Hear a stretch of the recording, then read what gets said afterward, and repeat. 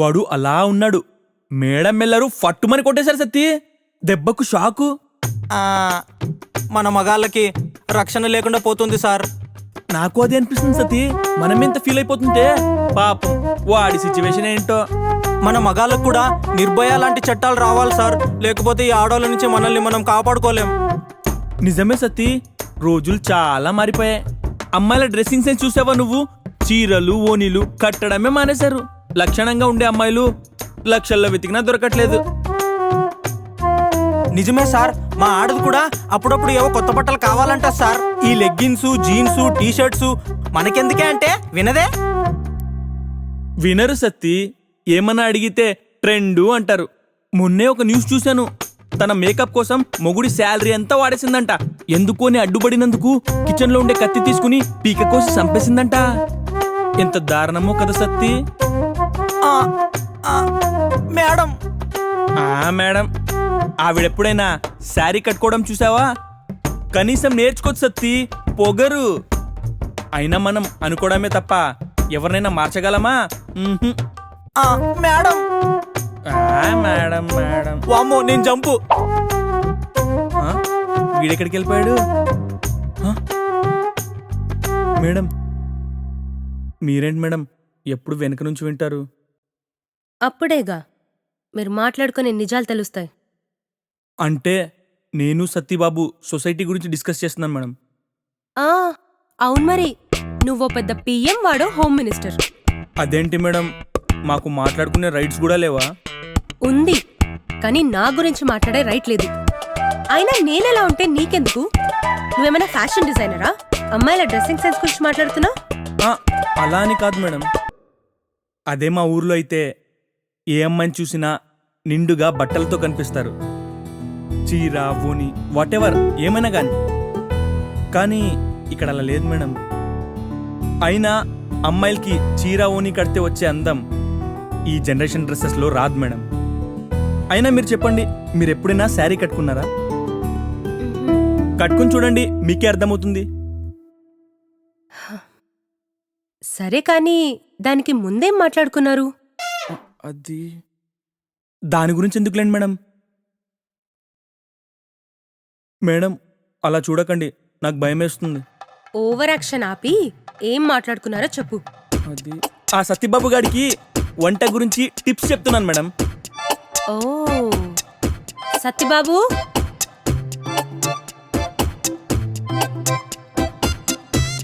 అమ్మా చెప్పండి అమ్మా.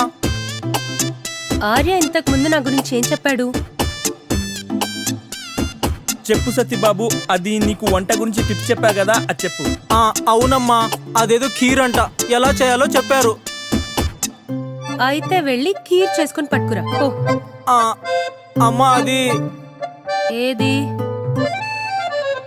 ఆయన అవేం చెప్పలేదమ్మా. మీరు మనీష్ బాబుని రోడ్డు మీద కొట్టారంటగా, దాని గురించి చెప్పారు. సరే, నువ్వు వెళ్ళు.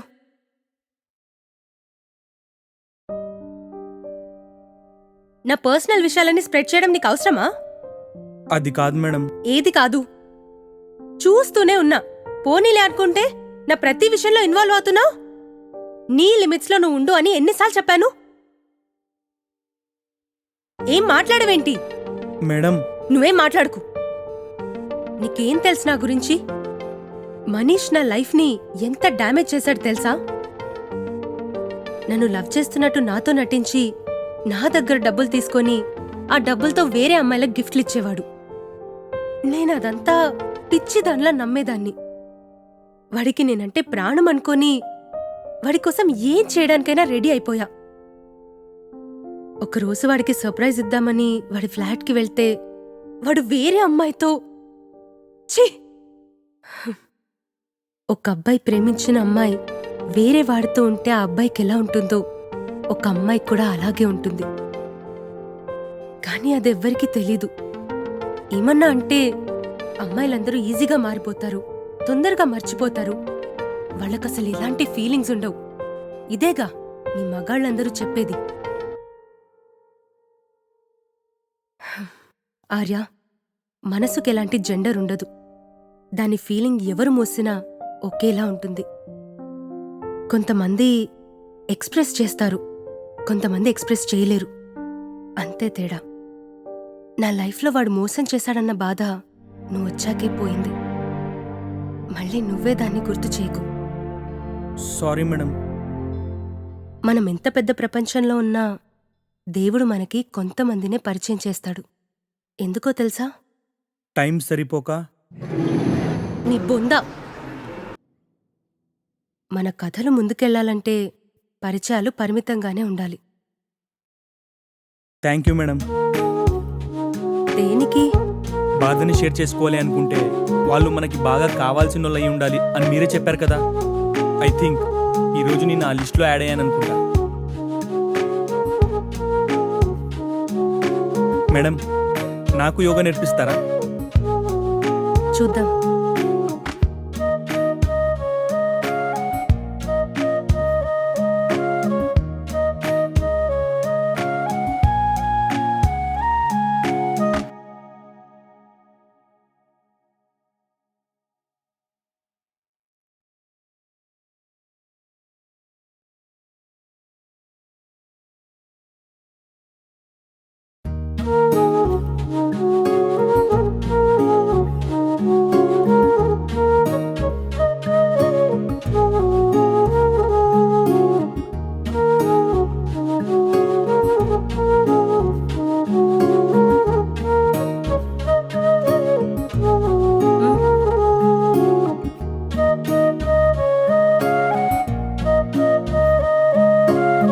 నీకు యోగా అంటే ఇష్టమా? మీరు యోగా చేస్తుంటే చూడ్డం అంటే ఇష్టం మేడం. మీరు చాలా బాగా చేస్తారు. ఆ? నిజంగా మేడం. అదే యోగా. యోగా. సరే, నువ్వు కొత్త కాబట్టి ఫస్ట్ నీకు బేసిక్స్ నేర్పిస్తాను. ఓకే? అవి ఫాలో అవ్వు. ఓకే? సరే. ఫస్ట్ మనం వార్మప్ చేద్దాం. హ్మ్.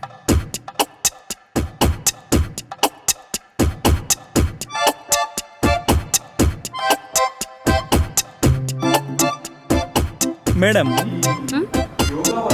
ఈ యోగా వల్ల ఉపయోగాలేంటి? Good question. యోగా వల్ల మనకు చాలా బెనిఫిట్స్ ఉన్నాయి. ఫిజికల్గా, మెంటల్గా. నువ్వు డైలీ యోగా చేసావనుకో డిఫరెన్స్ నీకే తెలుస్తుంది.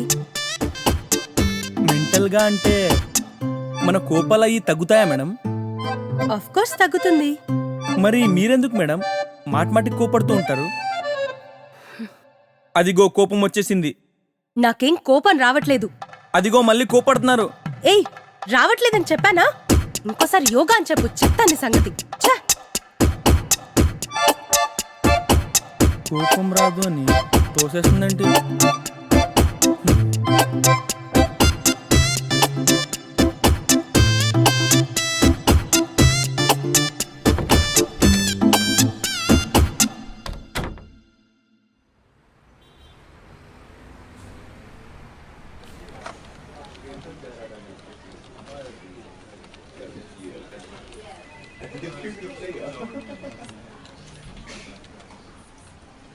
ఏంటి సార్ ఈరోజు మేడంతో పాటు ఆఫీస్కి వచ్చారు?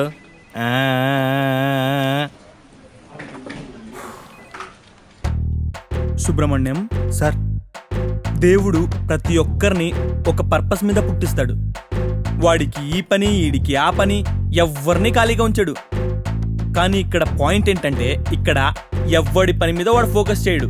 పక్కోడేం చేస్తున్నాడా, వాడి లైఫ్ ఎలా ఉంది, నా లైఫ్ ఎందుకు అలా లేదు, ఒకవేళ వాడు కూడా నాలా మారిపోవచ్చు కదా అని ఎప్పుడూ పక్క వాళ్ళ గురించి ఆలోచిస్తుంటారు. పోనీ దీనివల్ల ఉపయోగం ఏమైనా ఉందా అంటే ఏమీ లేదు, మెంటల్ స్ట్రెస్ తప్ప. సో మన పని మనం చేసుకోవడం కంటే మంచి పని ఇంకేమైనా ఉందా? లేదు సార్. కదా, మరెళ్ళి నీ పని నువ్వు చూసుకో.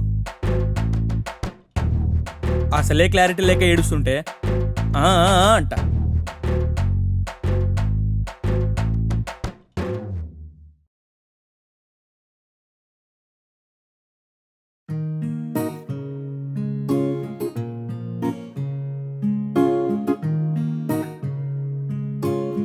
అయినా అమ్మాయిలకి చీర ఓని కడితే వచ్చే అందం ఈ జనరేషన్ డ్రెస్సెస్లో రాదు మేడం.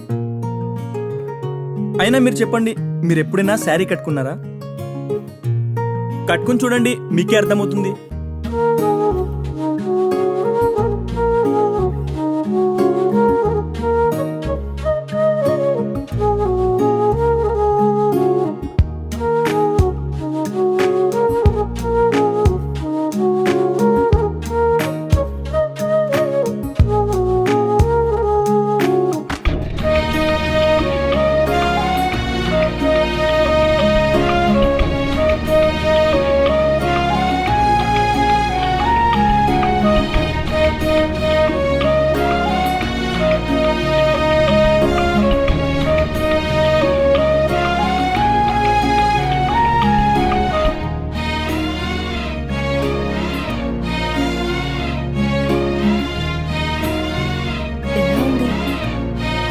అణువణువు భూతద్దంలో చూసిన ఏ డిఫెక్ట్ కనిపి అంత బాగుంది మేడం.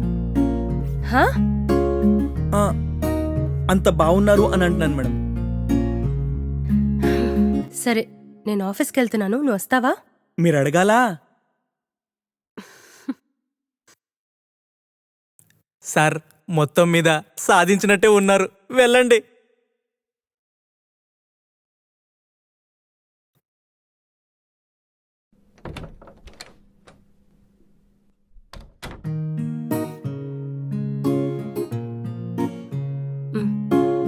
ఈరోజు బైక్ని నువ్వే డ్రైవ్ చేయి.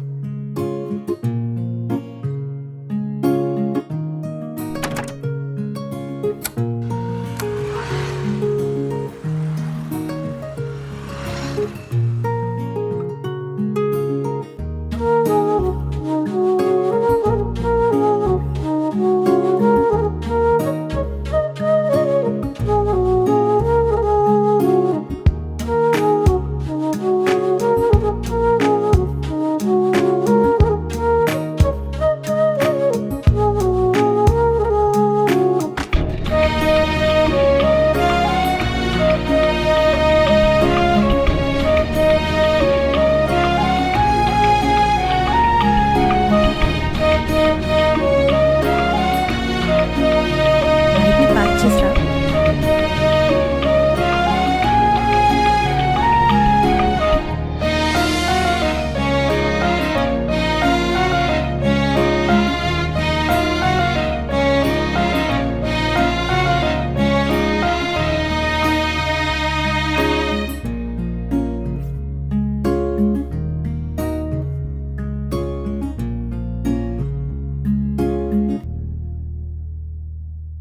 Good morning madam. Good morning Subbu. ఆర్ఏ సార్ రాలేదా మేడం? ఆర్య నాతో వస్తున్నాడని నీకెవరు చెప్పారు? ఆర్ఏ సారే చెప్పారు మేడం. మీరు ఆయన కలిసి ఒకే ఫ్లాట్లో ఉంటున్నారంటగా. వెళ్ళొస్తా మేడం.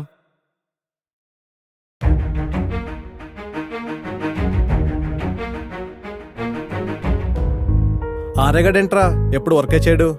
వాడు మేడం తలకరా, వాడు మేడం కలిసి ఒకే ఫ్లాట్లో ఉంటున్నారు. మరి ఏం చేస్తున్నారో ఏమో. మేడంని మానే తెగ్గొట్టాడ్రా. ఇంతకీ ఈ విషయం నీకెవరు చెప్పాడ్రా? అదేనా చెప్పారా నాకు.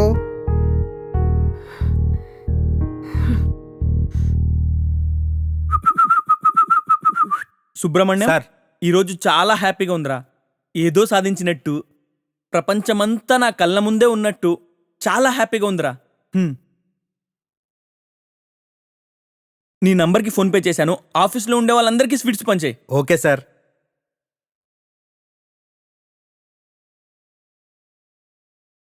Madam keys.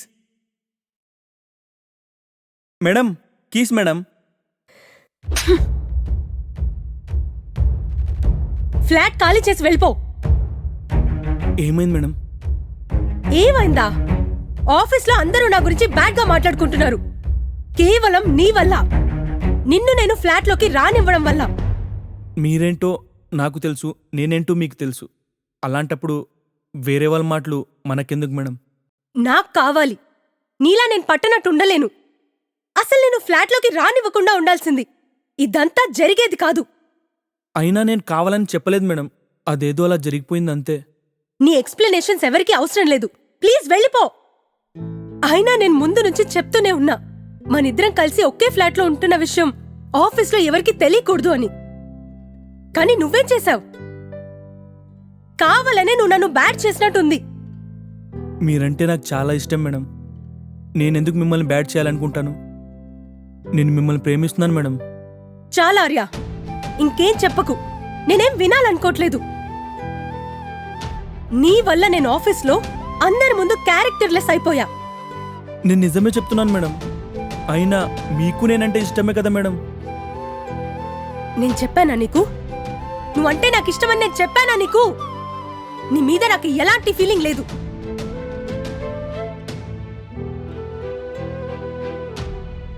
ఒకరికి నచ్చేలా మేము బిహేవ్ చేస్తున్నామంటే అది అవతలి పర్సన్ దాన్ని లవ్ అని అనుకుంటారు మేడం.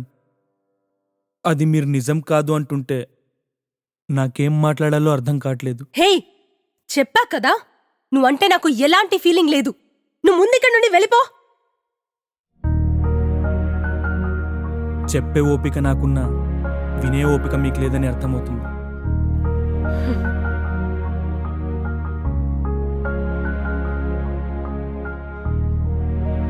మేడం, చూసే ప్రతి కన్ను మన గురించి మాట్లాడుతుందని మనలో మిస్టేక్ ఉందనుకోవడం కరెక్ట్ కాదు మేడం.